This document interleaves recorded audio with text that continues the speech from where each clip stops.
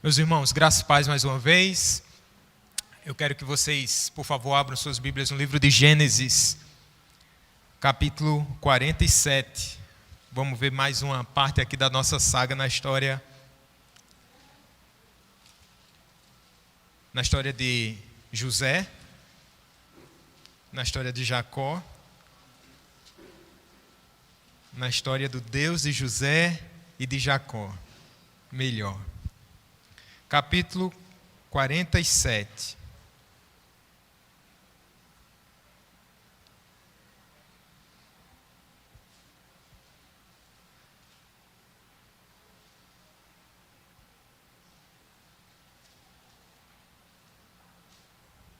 Gênesis capítulo 47.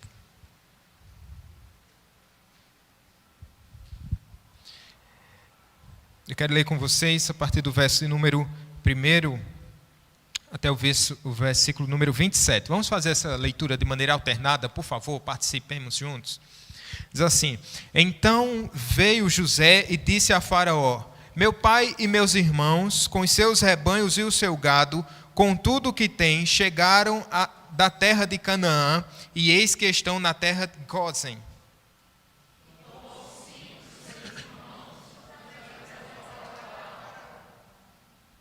Então perguntou Faraó aos irmãos de José: Qual é o vosso trabalho? Eles responderam: Os teus servos somos pastores de rebanho, assim nós como nossos pais.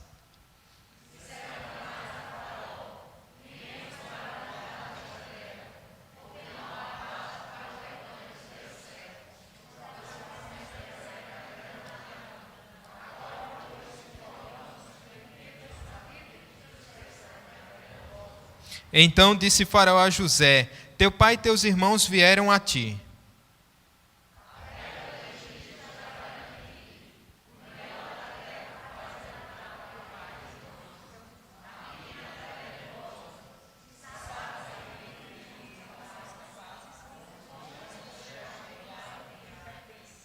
Trouxe José a Jacó, seu pai, o apresentou a Faraó, e Jacó abençoou a Faraó.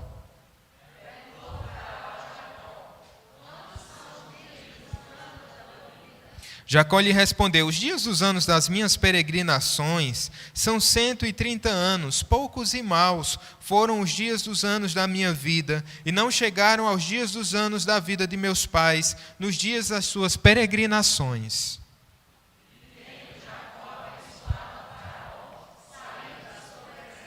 Então José estabeleceu a seu pai e a seus irmãos e lhes deu possessão na terra do Egito, no melhor da terra, na terra de Ramsés, como Faraó ordenara.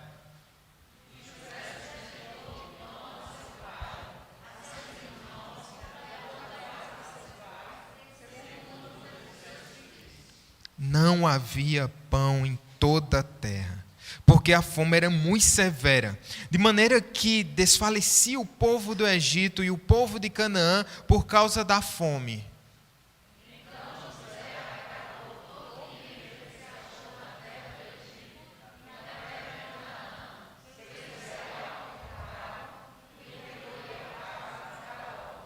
Tendo-se acabado, pois, o dinheiro na terra do Egito e na terra de Canaã, foram todos os egípcios a José e disseram: Dá-nos pão, porque haveremos de morrer em tua presença, porquanto o dinheiro nos falta.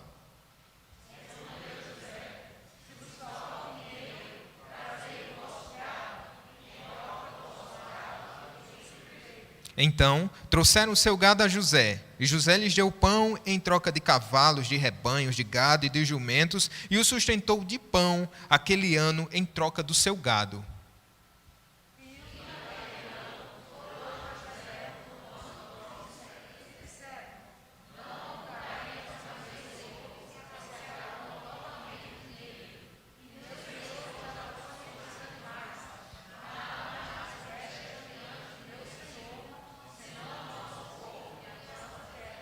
Porque haveremos de perecer diante dos teus olhos, tanto nós como a nossa terra. Compra-nos a nós e a nossa terra a troco de pão, e nós e a nossa terra seremos escravos de Faraó. Dá-nos sementes, para que vivamos e não morramos, e a terra fique deserta. Assim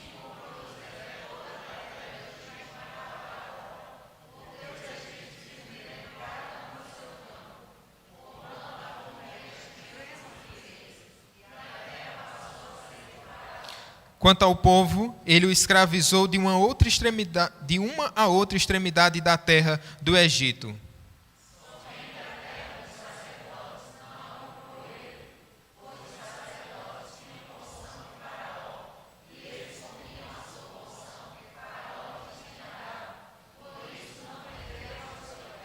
Então disse José ao povo: eis que hoje vos comprei a vós outros e a vossa terra para Faraó. Aí tendes sementes, semeai a terra.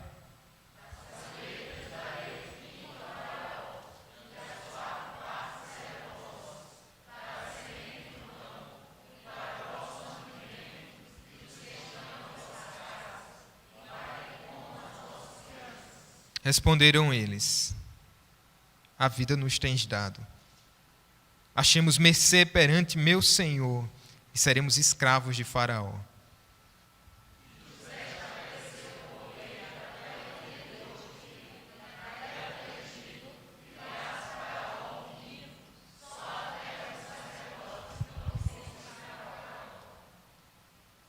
Assim, vamos ler juntos esse verso 47?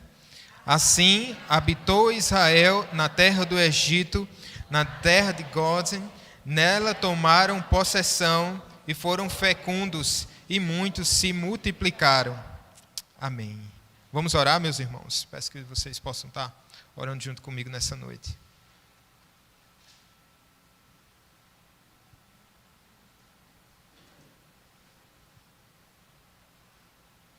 Oremos. Querido Deus, nós humildemente pedimos nessa hora que a Tua palavra encontre lugar no nosso coração, sirva de edificação, de exortação, nos instrua a santificação e aponte sobretudo para Cristo, para que haja salvação. Por meio do Teu Espírito Santo, assim nós oramos a Ti, ó Deus, em nome de Jesus. Amém. Amém.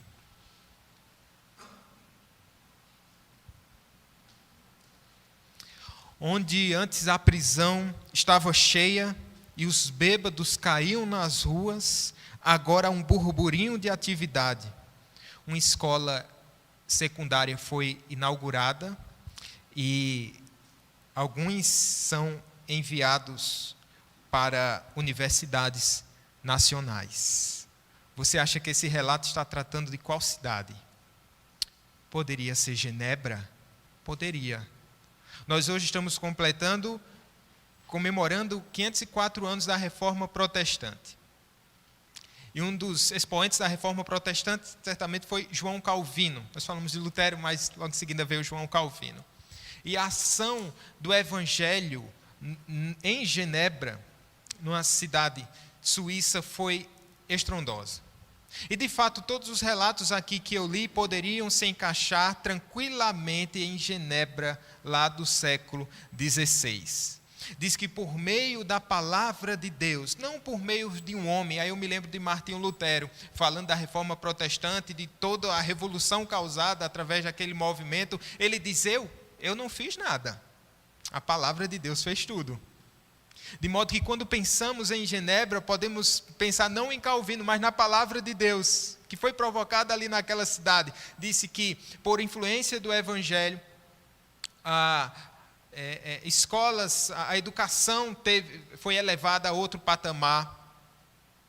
Redes de esgoto foram instaladas naquela cidade.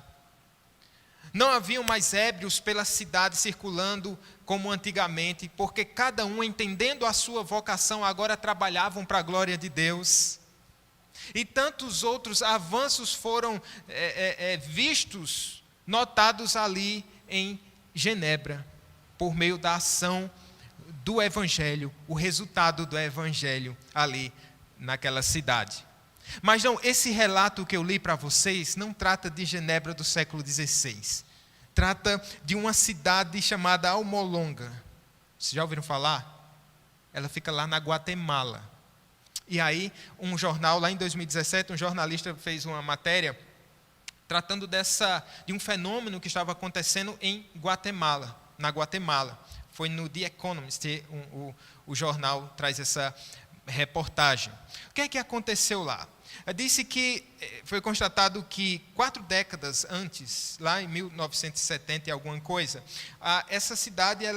esse país era predominantemente católico romano. Mas aconteceu que em meio de 4 décadas, essa população, parte da população da Guatemala foi convertida ao Senhor Jesus Cristo e muitas igrejas reformadas se instalaram ali como resultado natural do avanço do Evangelho. De modo que em 2017 já se tinham ali pelo menos 40% da população evangélica, declarada evangélica.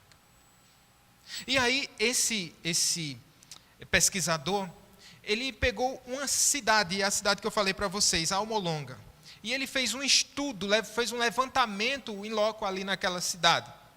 E aí era um povoado de mais ou menos 14 mil habitantes, e ele entendeu ali que pelo menos 2/3 daquela população era cristã, genuinamente. E aí, de acordo com isso, fazendo esse levantamento, ele quis entender quais os benefícios, quais os frutos do Evangelho ali naquela região. E por isso, ele vai falar, como eu falei para vocês, cerca de 3/4 dos 14 mil residentes de Almolonga se converteram. E aí ele vai dizer que a sua história, preste atenção, é o microcosmo de um despertar protestante mais amplo na América Latina e no mundo em desenvolvimento. É um despertar protestante, a sua história é um microcosmo de um despertar protestante. Que interessante isso. Por meio do Evangelho, uma sociedade, por meio do Evangelho, uma cidade, por meio do Evangelho, uma nação é transformada, e nós temos esses relatos, essa evidência histórica. 40% da população agora na Guatemala é evangélica.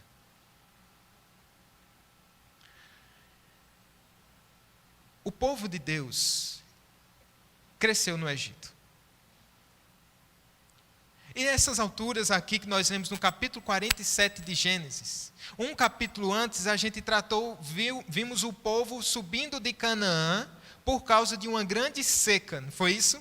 E por causa desses 7 anos difíceis que eles iriam passar, Deus preserva esse povo, levando esse povo para o Egito, preservando por meio de um dos filhos de Jacó, chamado José, e aí você talvez lembre um pouco da saga dele, até chegar e ser nomeado como governador do Egito. O que é que Deus estava fazendo ali? Deus estava preparando o caminho para preservar o seu povo em terra estranha.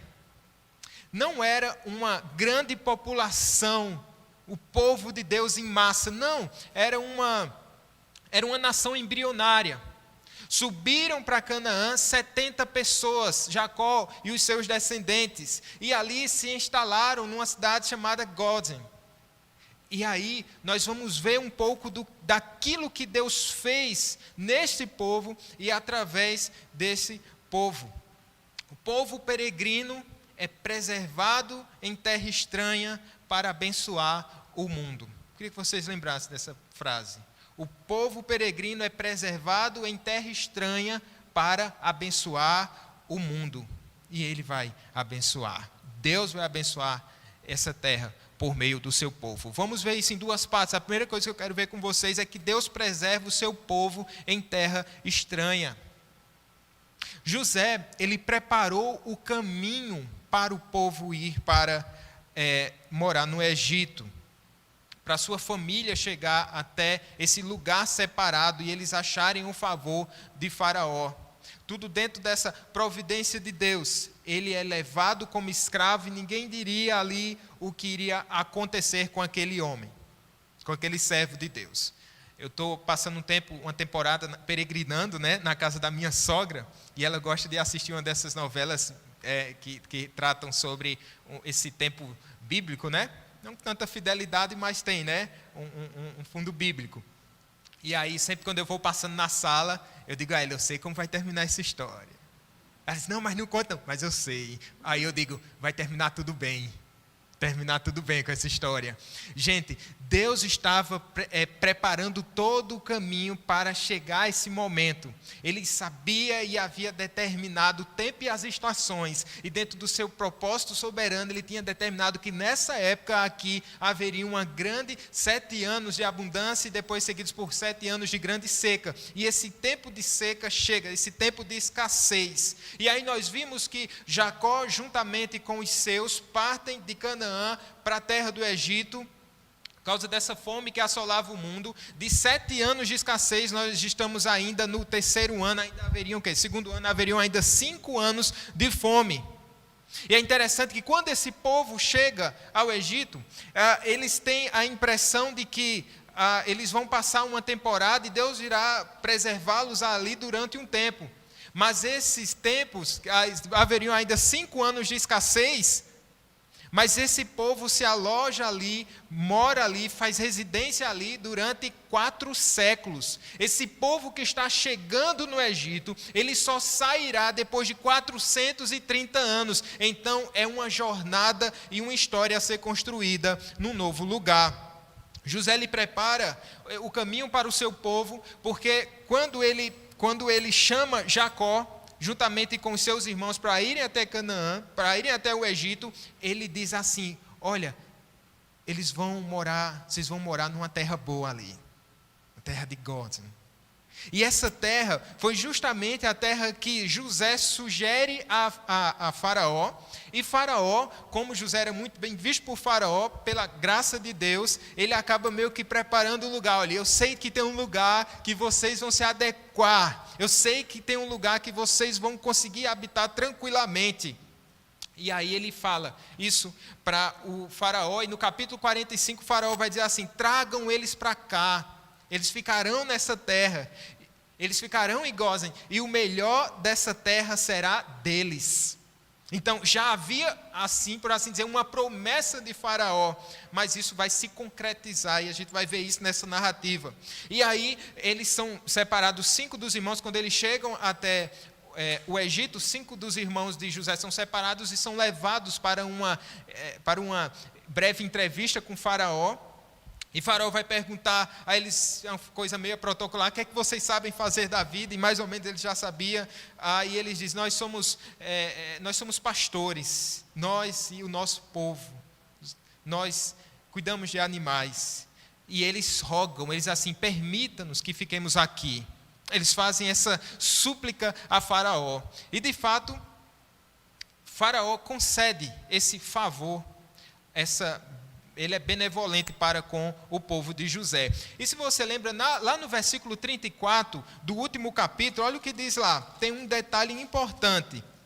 E diz assim: teus servos foram homens de gado desde a mocidade até agora, tanto nós como nossos pais, para que habiteis na terra de Gósen, porque todo pastor de rebanho é o quê?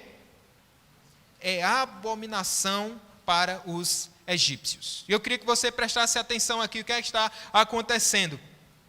Veja que através a gente já está vendo Deus preparando o caminho para o seu povo. A gente pensa muito na questão de José, que foi elevado à posição de governador do Egito, e por meio dele o povo foi preservado. Mas eu queria que você expandisse o seu olhar para a providência de Deus, porque aqui diz que até o fato deles serem criadores, né, de rebanho, até o fato deles criarem animais, isso vai ser favorável para eles.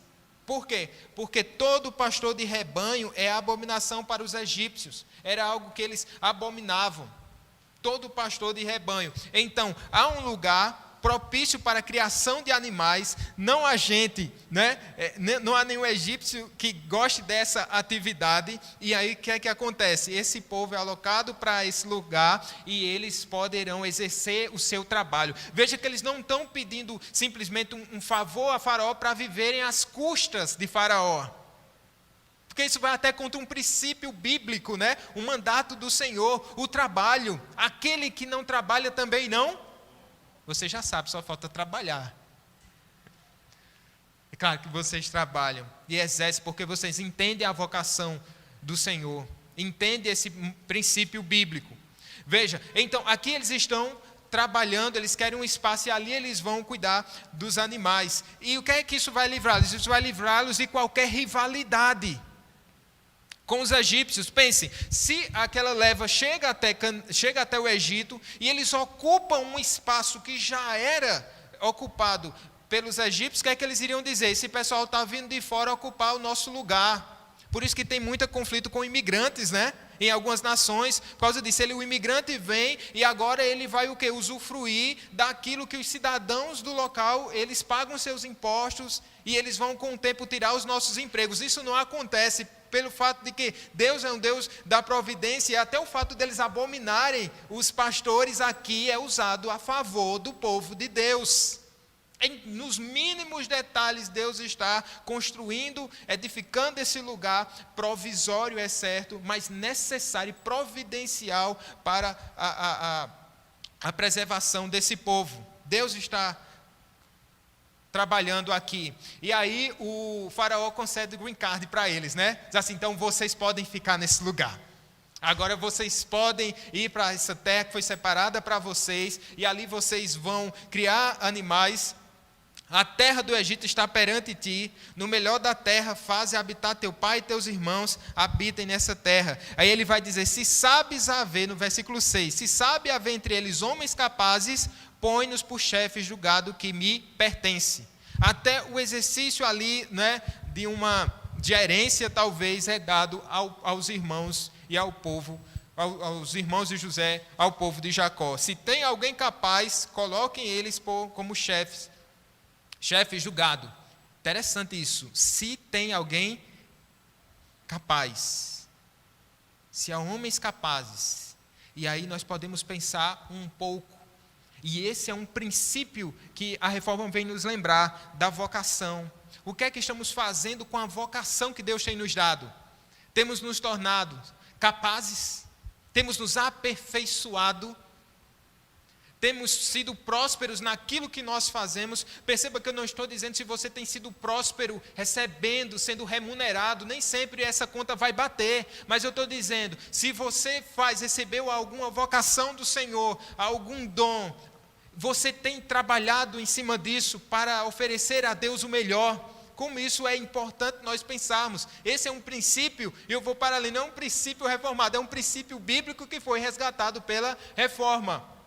De modo que, se você é um sacerdote, você se esmere nisso. Se você é um educador, se esmere no educar. Se você é um dono de casa, que você se esmere nisso. Se você é um estudante, que você seja o melhor estudante para a glória de Deus. Se você é um músico, Socorro está sendo levado isso ao pé da letra, né? Graças a Deus. Eles vão produzir, eles vão trabalhar para se manter, e eles vão colocar carne na mesa de Faraó. Deus faz o seu povo prosperar em terra estranha. Perceba que os egípcios eles se tornam escravos em sua própria terra. A gente vai ver isso daqui a pouco. E isso contrastava fortemente com essa liberdade e prosperidade da família de Jacó. Nesse capítulo a gente vai ver essa espécie de contraste, né? Enquanto esses estrangeiros estão prosperando no Egito, os próprios egípcios vão passar por um tempo de escassez. Eu gosto nos comentaristas do Guy de Armon, eles dizem assim: para os israelitas dos dias de Moisés, deve ter parecido estranho lembrar de um tempo quando eram a classe próspera do Egito, e os egípcios estavam em servidão, e não o contrário. Lembremos do contexto aqui, Moisés escreve para um povo que estava entrando em Canaã, estava se preparando para entrar em Canaã. Ou seja, eles já estão lendo essa narrativa depois de terem passado por um processo de abundância, mas o passado recente deles era o quê? Você deve lembrar que os últimos tempos do povo de Israel em Canaã, no Egito, foi um tempo de escravidão e dificuldade. Por isso deve ter sido estranho para os israelitas lembrar de um tempo quando eram a classe próspera do Egito. Deus preserva a identidade desse povo. E isso é importante para aquilo que Deus quer fazer por meio dessa família da aliança. Esse povo, ele é colocado numa terra, e eu queria que você lembrasse que é através desse povo que Deus vai cumprir a sua promessa messiânica, através dos descendentes de Abraão, né, que Deus enviará o Salvador do mundo. Então, por isso há essa preocupação e esse zelo de Deus para com sua aliança, para aquilo que Ele mesmo havia preparado para o seu povo e para o mundo. Eles vêm com o próprio gado, ficam ali naquela região, sem nenhuma ambição social ou política, e ali na cidade eles são preservados de uma forma de vida imprópria, eles ali também são preservados de casamentos mistos, e isso era de crucial importância. Eles ficam ali e eles são preservados. É claro que nós hoje, se pensarmos como é que o povo de Deus pode ser preservado hoje, será que é vivendo? Essa semana eu estava conversando com um rapaz que está passando por uma crise de fé, por um momento difícil, espiritualmente falando, e ele disse: pastor, só há uma forma de eu ser fiel a Deus, se Ele me levar para um lugar bem isolado, onde eu esteja distante das coisas do mundo, longe de qualquer tentação, e aí eu vou conseguir ser fiel. Isso é um pensamento eremita, não é? E muitas vezes nós temos esse pensamento: se eu pudesse ser tirado desse mundo, calma, sua promoção vai chegar. Jesus vai voltar, Ele vai te chamar. Mas por hora, Jesus disse que esse é o nosso campo. Mas há uma boa notícia, há uma forma de nossa identidade ser preservada nesse mundo. Sabe que forma é essa? Vocês têm cumprido isso direitinho. Aqui, cultuando a Deus, na comunhão dos santos, lendo a palavra, em oração, em comunhão, participando dos sacramentos. É dessa forma, meus irmãos, que a nossa identidade, ela é o quê? Preservada nessa terra. Tanto é que quando nós deixamos essas atividades espirituais, nós vamos esquecendo da nossa identidade e nós vamos abraçando uma identidade que não é nossa. Então, nesse sentido, há uma forma da gente preservar a nossa identidade. A igreja se reúne para adorar. A sua identidade é preservada, é fortalecida. Mas calma, ela sai para servir. Ela sai para servir. E esse é o propósito de Deus também para a igreja nesse mundo. É interessante que a cidade de Godzin, ela estava geograficamente localizada perto da saída, na orla oriental do Egito. Isso era muito conveniente para o tempo em que eles teriam que sair. Veja, é necessário estarmos no mundo hoje? Precisamos viver nesse mundo quebrado, onde somos tentados, provados, no mundo que jaz no maligno, né? E de valores que são distorcidos, como a irmã falou ainda há pouco. Sim, mas se é para estar no mundo, esteja numa linha bem perto da saída. Muitas vezes nós somos que nem Ló, onde olhamos para as campinas do Jordão e vamos caminhando, e quando menos nos deparamos, nós já estamos em Sodoma e Gomorra. Nós gostamos do que vemos e acabamos nos aprofundando cada vez mais e nos distanciando dessa linha que nos separa e que nos mostra a quem nós pertencemos, de onde nós somos originalmente. É isso que nós precisamos. Se é para estar no mundo, que estejamos, mas bem perto da fronteira, para que não nos esqueçamos que este não é o nosso lugar. Jacó entendeu muito bem isso, irmãos. Jacó entendeu muito bem isso. Ele é levado, primeiro os 5 irmãos de José são levados à presença de Faraó. Eles são entrevistados. Eles, de certa forma, suplicam a Faraó. Agora, Jacó é levado à presença de Faraó. E o que é que Jacó faz? O texto vai dizer que Jacó, no verso 7, Jacó abençoou a Faraó. Ele não roga o favor a Faraó, mas ele abençoa a Faraó. Veja, é um princípio bíblico e um princípio cultural, que o maior abençoa o menor. E aqui, o velho Jacó, de um pequeno clã que estava morrendo de fome, está diante do governador, do príncipe do mundo, e agora ele, Jacó, abençoa a Faraó. E esse é um cumprimento bíblico. Lembre-se que através de Abraão, o Senhor Deus Yahvé disse o quê? Por meio de ti, Abraão, todas as famílias da terra serão abençoadas. E esse é o cumprimento.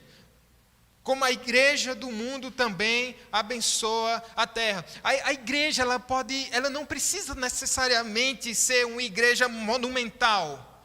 Ela não necessariamente precisa ser uma igreja visível e tão humanamente falando em destaque. E não me levem a mal. A igreja sempre vai brilhar, não é? Mas em alguns locais aquela igreja ela vai ser uma igreja pequena, uma igreja pobre, né? Não levemos o modelo da igreja brasileira para aplicarmos a outro tipo de realidade, onde nos depararemos com igreja pobre muitas vezes. Onde a igreja estiver, ela deve abençoar o lugar onde está. A igreja abençoa o rei, abençoa o príncipe, abençoa o governador, abençoa a cidade, abençoa a sociedade. Ela deve necessariamente fazer isso, sendo luz para este mundo. É isso que está acontecendo aqui. O velho Jacó abençoando o príncipe do mundo. Aí Faraó vai perguntar algo a Jacó: quantos são os dias dos anos da tua vida? Para um egípcio isso era muito importante, porque eles atribuíam essa questão da longevidade à eternidade, o homem imortal. Então certamente eles veem Jacó, que já estava com seus 130 anos ali, e eles dizem: quais são os dias dos anos da tua vida? Aí ele vai responder: os dias dos anos das minhas, o quê? Peregrinações são 130 anos. Aí ele vai dizer que foram poucos e maus foram os dias dos anos da minha vida, e não chegaram aos dias dos anos da vida de meus pais, nos dias das suas peregrinações. Rapaz, ele viveu 130 anos e está assim, rapaz, não chegou nem aos pés ainda dos anos que viveram meus pais.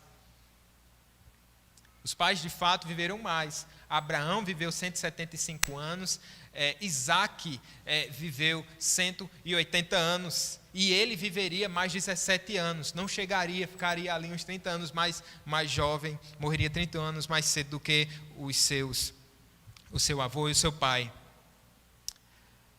É interessante porque parece que Jacó está dizendo, de certa forma, que não foi uma pessoa tão abençoada assim. Jacó, de certa forma, está mostrando que a sua vida poderia ter sido melhor.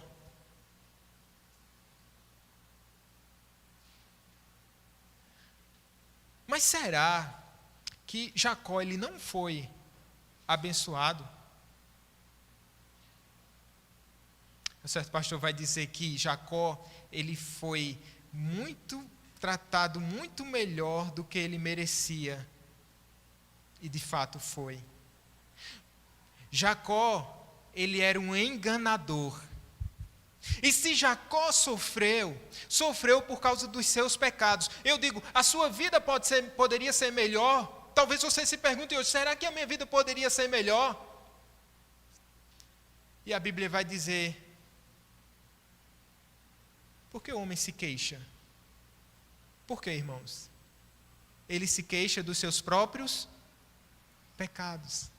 É claro que a nossa vida sempre pode ser melhor. Uma vida, se pensarmos numa vida de santidade, pode ser uma vida melhor. Uma vida em fidelidade a Deus sempre é uma vida melhor. E nós realmente, de fato, temos motivos para nos lamentar. Nós nessa noite temos motivos para prantear de certa maneira, pensando nos nossos pecados do passado. Isso nos traz uma tristeza, embora saibamos que todos os nossos pecados já foram perdoados. Mas a gente fica pensando, né? Como eu poderia ter sido mais fiel? Você já pensou nisso? Como eu poderia ser mais fiel? E de certa forma, o crente é uma pessoa frustrada. Por quê? E o tipo de frustração aceitável para o crente é esta: eu poderia ter sido um crente melhor. Talvez você tenha algumas frustrações. Eu poderia ter terminado a minha universidade. eu poderia ter abraçado uma oportunidade do passado melhor. Eu poderia ter trilhado outro caminho. Eu poderia ter investido nisso ou naquilo financeiramente. Você pode se lamentar por muitas coisas, mas o que deve trazer lamento a gente e chegarmos a essa conclusão que Jacó está falando aqui: meus anos foram poucos e maus. É por causa do pecado. É por causa do pecado. E a boa notícia é que mesmo em meio aos nossos pecados, Deus nos abençoa por meio de Cristo Jesus. Não é verdade? Por isso, o Senhor certamente tratou muito melhor a Jacó do que ele merecia. Como a gente tem definido nossas vidas, meus irmãos? Pela dor, ao invés de definirmos pela redenção de Deus a partir dessa dor. Como nós temos definido a nossa vida? A partir de que ótica?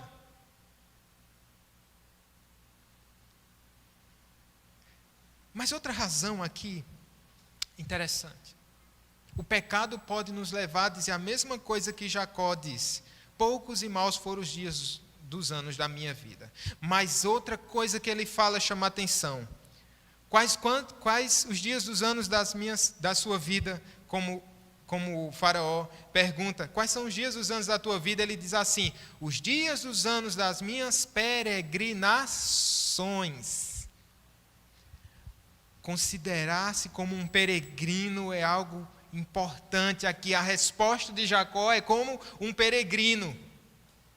E um peregrino, ele nunca vai estar satisfeito enquanto não tiver chegado em casa. Peregrino é aquele que está num determinado local por alguma situação atípica, mas ele deseja voltar para casa. E no final dessa narrativa, nós não vamos nos deter nela hoje, mas Jacó chama José e diz assim: José, não deixa eu ser enterrado aqui não. Me leve de volta para Canaã. E fez José jurar, e José jurou. Aqui nós podemos entender alguém que tem essa visão de peregrino e que sabe que o lugar onde ele está, que ele viveria bem, foi bem aceito, estava com um neto, estava com seus filhos, resgatado José da morte, por assim dizer, estava vivendo um tempo áureo na sua vida, um tempo de prosperidade, uma terceira idade, uma melhor idade daquelas que a gente deseja, 130 anos, não está falando de nenhuma doença aqui nesse homem. Mas ele diz: meus anos são poucos e maus, porque eu sou peregrino. E se somos peregrinos, ainda que provemos e desfrutemos do melhor dessa terra, somos peregrinos. Meus irmãos, eu não sei se vocês têm desfrutado do melhor dessa terra. Eu não sei se Deus tem abençoado, e certamente Ele abençoou vocês mais do que vocês merecem. Nós somos abençoados mais do que merecemos. Eu não sei do que vocês têm desfrutado nessa terra, mas nunca perca de vista a verdade de que você é peregrino. Você é peregrino. E quando nós estamos bem estabilizados, e que alguma coisa atípica acontece com a gente, ou uma doença, ou desemprego, ou uma crise existencial. Você já passou por essa crise existencial? Se um ateu passa por uma crise existencial, é por quê? É porque lhes falta Deus. Se um crente passa por uma crise existencial, é porque ele sabe que não está em casa. Ele sabe que esse não é o seu habitat natural. Ele sabe que algo melhor tem sido preparado para ele. E de vez em quando nós nos sentimos cansados. E de vez em quando nós nos sentimos exaustos. Nós estamos correndo, nós estamos produzindo. E o fim virá. Mas não, um novo começo, eis que ressurgirá. Mas enquanto estamos aqui, de fato, verdade, nós precisamos trabalhar para a glória de Deus, viver para a glória de Deus, produzir para a glória de Deus. Se Deus lhe der a condição de prosperar, como deu a José, prospere para a glória de Deus, mas saiba, você é um peregrino. Sua identidade não está aqui nessa terra.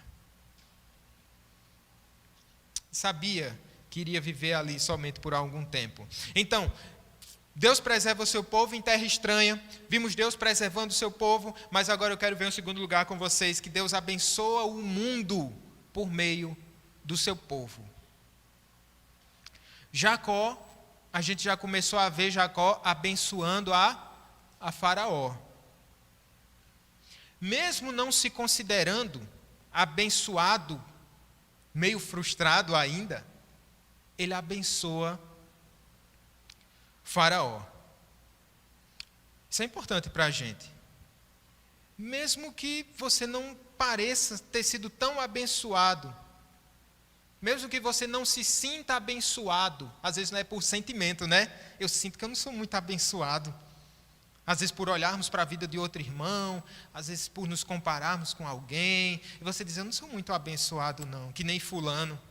Mas mesmo que você não se sinta abençoado, você é abençoado em Cristo Jesus.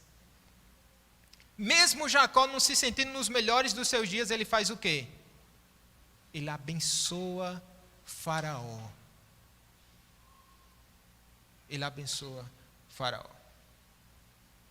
E nós não precisamos esperar ser abençoados para abençoar, porque de fato Deus já nos deu essa finalidade nessa terra, de abençoar esse mundo. A igreja mais pobre do mundo, vivendo na nação mais próspera, ele abençoa aquele lugar, por meio do evangelho, por meio da palavra de Deus. Porque vocês não lembram que vocês são o sal da terra? Vocês não se lembram que por meio da igreja, e por causa da igreja, Deus está preservando esse mundo? Porque esse mundo poderia ter sido dizimado nesse tempo de pandemia. Em mais de um ano era um tempo suficiente, não é? Para pessoas do mundo inteiro, de fato foram, mas assim, para todos os habitantes da terra terem sido dizimados. Para Deus isso poderia ter sido num estalar de dedos. Mas por que Deus preserva a terra? Por que Deus preservou o Egito? Por meio da igreja, por causa da igreja, para salvar a sua igreja. Isso é um fato. Eis que Jacó abençoa, mas não somente Jacó abençoa Faraó, mas aí entra José. A gente está no meio de um tempo de crise. No versículo 13, a realidade dessa crise é muito grande e fica evidente aqui, porque diz assim, não havia pão em toda a terra, porque a fome era o quê? Muito severa. Em toda a terra do mundo antigo, a crise chega. É uma fome crescente. O texto vai dizer que eles começam a apelar a José, e eles chegam para José, quando seus recursos se acabam, e dizem assim, José, ô governador, nosso dinheiro acabou. Então eles levam o quê? Levam seu gado, levam seus cavalos, levam seus jumentos. Se acaba tudo, menos a seca.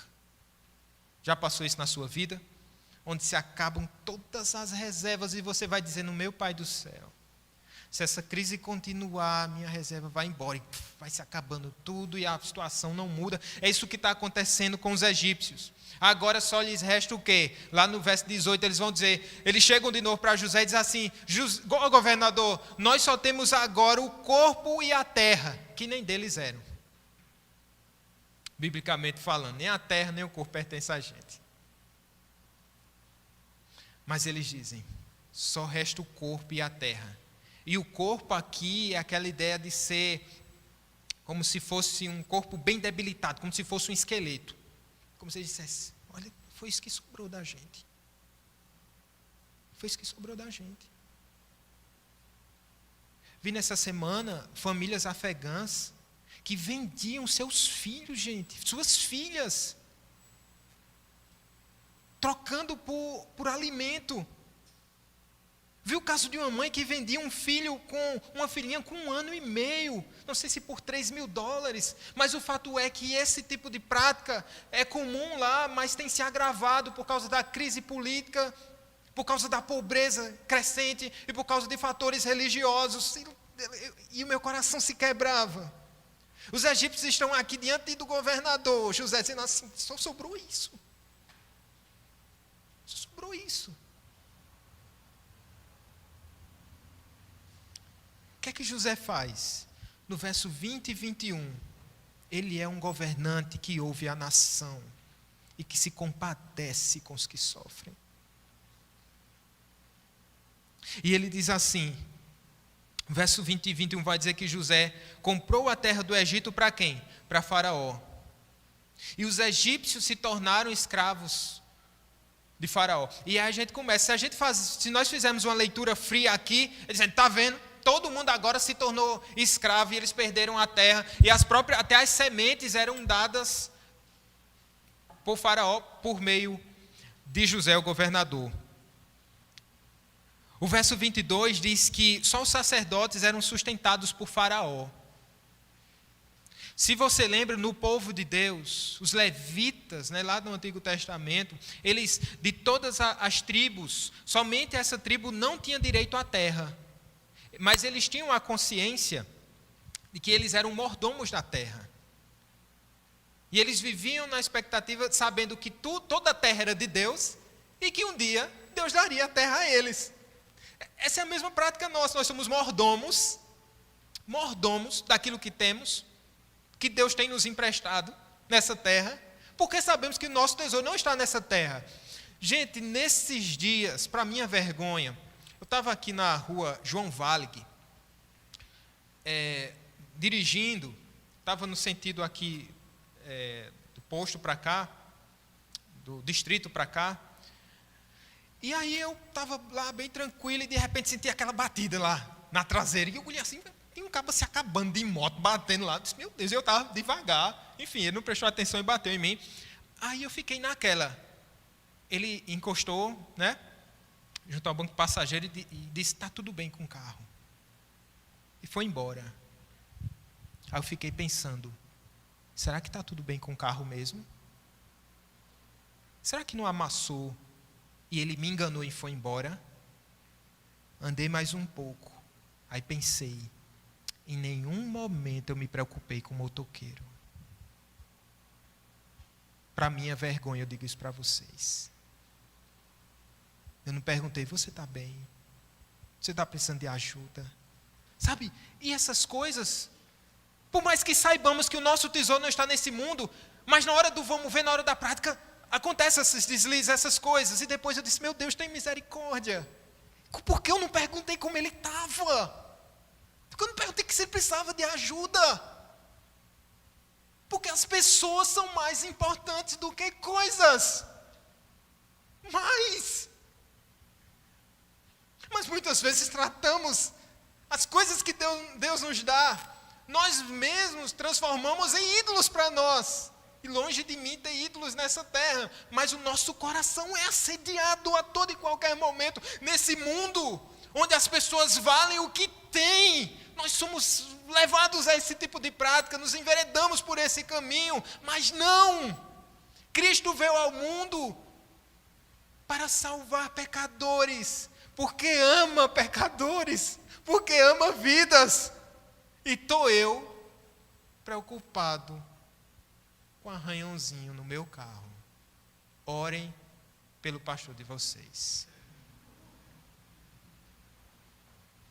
O que é que acontece? José faz um acordo com o povo. Versículo 24 diz assim: das colheitas dareis o quinto a Faraó, e as 4 partes serão vossas, para semente do campo e para o vosso mantimento, e dos que estão em vossas casas, e para que comam as vossas crianças. Meu Deus, preste bem atenção no que José está dizendo aqui. Ele faz um acordo com o povo.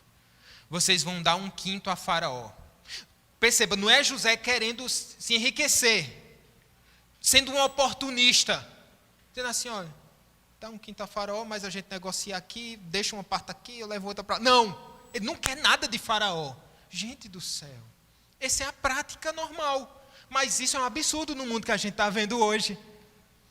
Onde muitos governantes, eles estão pensando na sua própria conta bancária, nas suas próprias riquezas, nos seus próprios bens. Onde muitos de nós pensamos assim também. Ele diz assim: vocês dão um quinto a Faraó. As 4 partes serão de vocês. Essa era uma taxa mínima para a época. Alguns tratados antigos falam desse sistema de uso da terra. Quando alguém possuía a terra e esse alguém dava sementes para que fosse usado no plantio lá da sua terra. Na época aqui do José tinha gente que cobrava 60%. Outros cobravam mais generosos, a taxa média era 40%. Alguns mais generosos cobravam uma taxa de 30%. E José está aqui cobrando uma taxa de 20%. Algo singular. Bem abaixo das taxas comerciais cobradas na época. 20%. Será que temos sido generosos? Ou estamos pensando só no lucro, superfaturamento, na vantagem? Teve um dia eu fiquei chocado com o que vi, eu poderia ter feito pior, mas pela graça de Deus não fiz, e eu vou contar o pecado dos outros. Contei o meu, né? Acho que já dá, né? Contei o meu pecado, vou contar de outro. Aí, tempo que estava estudando lá em Recife, nós fomos muito abençoados por meio de literaturas cristãs, por meio de livrarias, de modo que se chegavam lá e faziam saudões, e eu comprei livros que, se não fosse naquela oportunidade, dificilmente eu teria comprado em outra época. Então, recebíamos assim livros muito bons, muito caros, a um preço muito abaixo do mercado. E eu me lembro de ter visto um colega, ele, ao telefone, ele dizia assim, eu sabia o valor que ele tinha comprado, que foi o valor que tinha comprado. Ele dizia: fulano, eu estou com tal livro e eu te vendo a X. Só que esse X que ele falou, eu disse: misericórdia, que negócio caro é esse? Coisa cara, um superfaturamento. Sabe, muitas vezes essa tem sido a nossa prática, irmãos. Sabe, nós temos consciência, nós não precisamos saber necessariamente qual a prática do mercado. A consciência cristã, ela antecipa-se à prática do mercado. Nós precisamos ser justos naquilo que nós precisamos procurar ser justos naquilo que nós fazemos. É vendendo um carro que sabe que está avariado, mas você, né, diz assim: não, passa uma tintinha aí, está novo. O pneu, como é aquele processo que faz no pneu lá, que deixa, né, parecendo novinho lá, pneu novo, tal. Esse maldito jeitinho que dizem que é jeitinho brasileiro. Não é não. O povo de Deus no Brasil não faz essas coisas não. Os nascidos de novo tentam viver uma vida de santidade. Esse é o jeitinho que se costuma fazer lá pelas bandas do inferno.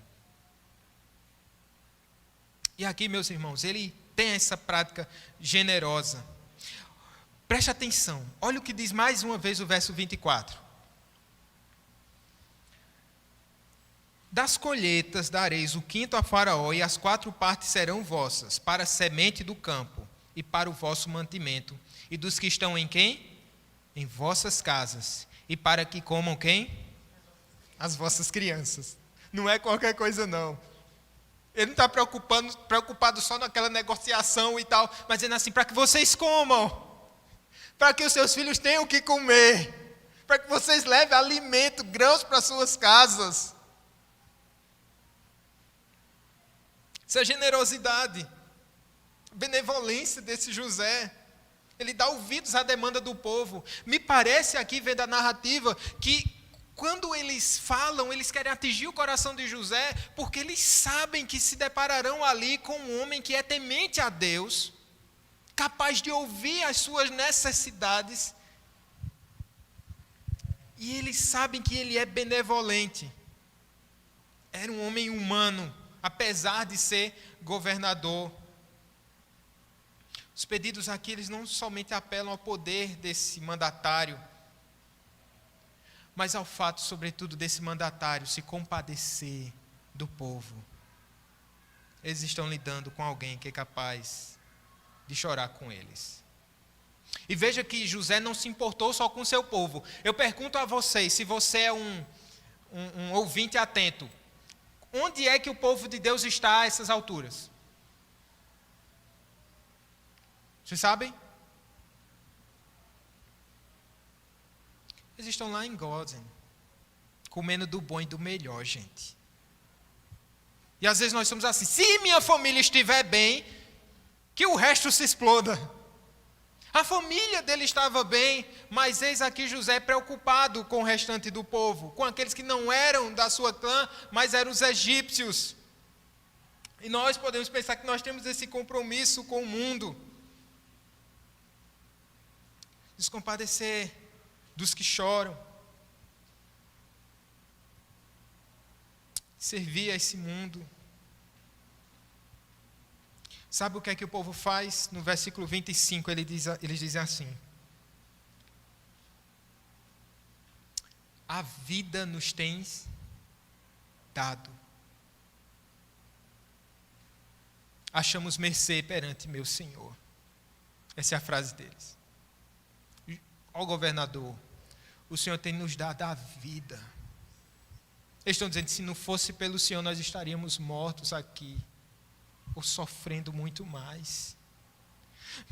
José é humano, José é benevolente, ele é atencioso, ele é honesto, ele é justo. Você conhece alguém assim? Você conhece um galileu que era assim? Ô Senhor! Chegue para ele.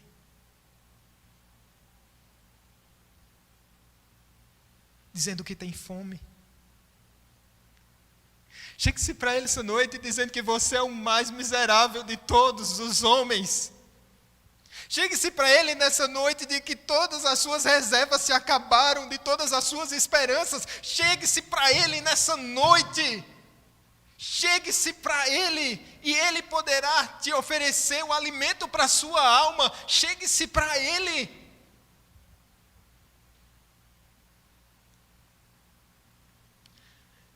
Perceba que o povo de Deus ele é preservado para abençoar o Egito e o mundo. E ele é abençoado, e o povo abençoa o mundo por meio de um homem. Isso é o evangelho purinho, né? Abençoa o povo e o mundo por meio de um homem, por meio de José. A gente viu até aqui essa jornada do povo para o Egito, sua chegada debaixo do favor de Faraó, e agora a Bíblia vai nos levar a fazer um foco na realidade desse povo. Agora, olha o que diz o verso 27. Vamos ler juntos esse último verso que nós queremos meditar nessa noite? Vamos ler? Assim habitou Israel na terra do Egito, na terra de Gósen. Nela tomaram possessão e foram fecundos, e muitos se multiplicaram. Vejamos que o povo aqui está se multiplicando, eles se habituaram muito bem. É fácil se habituar num lugar desse, né? Quando você vai quando você vai passar uns dias num hotel, você fica, será que eu vou me habituar com esse hotel? Você tem muitas essas coisas, né? Quando você volta para casa, será que eu vou me habituar com essa casa? Eles estão tranquilos, gente. Tomam posse, foram fecundos, se multiplicaram. Lembre-se que daqui a alguns séculos esse povo vai crescer tanto, que Faraó vai ficar assustado e que os egípcios vão ficar assustados e vão dizer, se eles continuarem a crescer com essa velocidade, eles vão dominar essa terra. E nessa ocasião eles serão expulsos por Faraó, também dentro do plano do Senhor. Esse é o resumo do destino desse povo. Eu pergunto, através de quem o povo foi preservado? Esse povo foi preservado através de José também, porque a fome chegou lá em Canaã e eles não tinham o que comer, tanto que Jacó, ele estava resistente, porque ele sabia que tinha que levar Benjamim, que os filhos teriam que levar Benjamim até o governador, para que eles pudessem liberar o seu outro irmão. Mas Jacó, ele é persuadido pela fome. Porque quando ele olha para dentro de casa, ele diz: acabou tudo. Vão e Deus faça a sua vontade. Eles chegam ao Egito por causa da fome. E eles são preservados pelo mesmo José, pelo mesmo governador que preservou a terra do Egito. É o mesmo José que preserva a vida do seu povo. O povo de Deus é preservado para abençoar o Egito e o mundo, e ele o abençoa de fato através de José, o membro que a gente pode dizer o membro ilustre dessa família, o único capaz de salvá-los também. E há uma lição aqui para nós.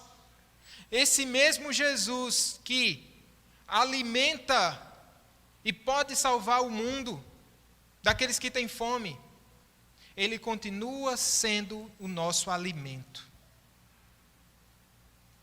Porque perceba que enquanto José desfrutou do favor de Faraó, o povo estava alimentado.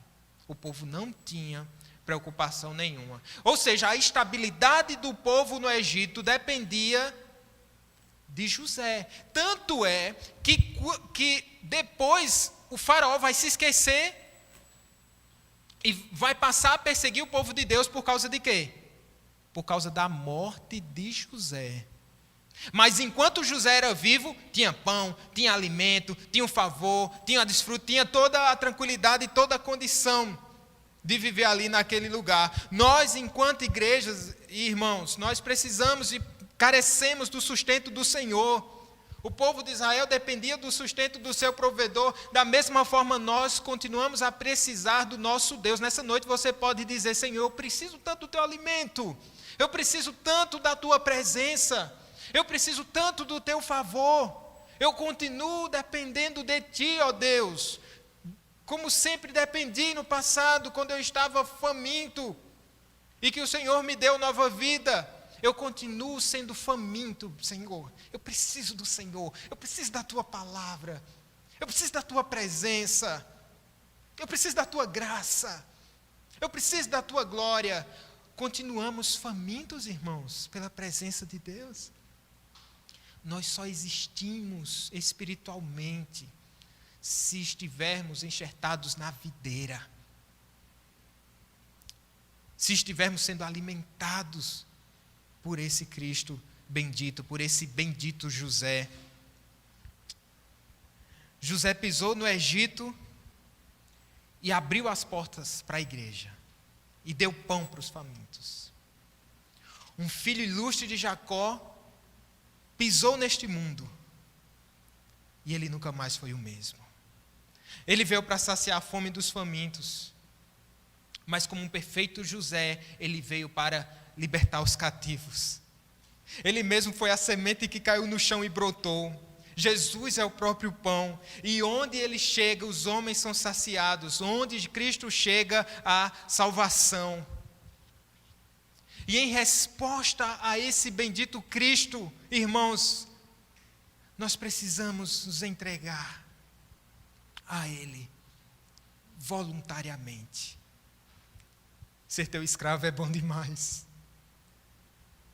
Como é bom ser teu escravo, Senhor. Precisamos louvar esse Deus e dizer: a vida nos tens dado. Eu sou teu escravo. Vamos orar. Obrigado, Senhor, por tua palavra, pela porção que ouvimos hoje. Obrigado porque um dia, Senhor, estávamos famintos nesse mundo, tentando preencher desesperadamente o nosso ego, o nosso coração. Em nenhuma porta que batemos encontramos o pão verdadeiro, Deus. Nós estávamos perdidos, couro e pele, não tínhamos nada a te oferecer. O Senhor nos achou, bendito Deus. Nos deu uma nova vida, uma esperança de uma nova terra. Nos abençoaste, ó Deus. A vida nos tens dado. Nós somos teus escravos, ó Deus. Amém.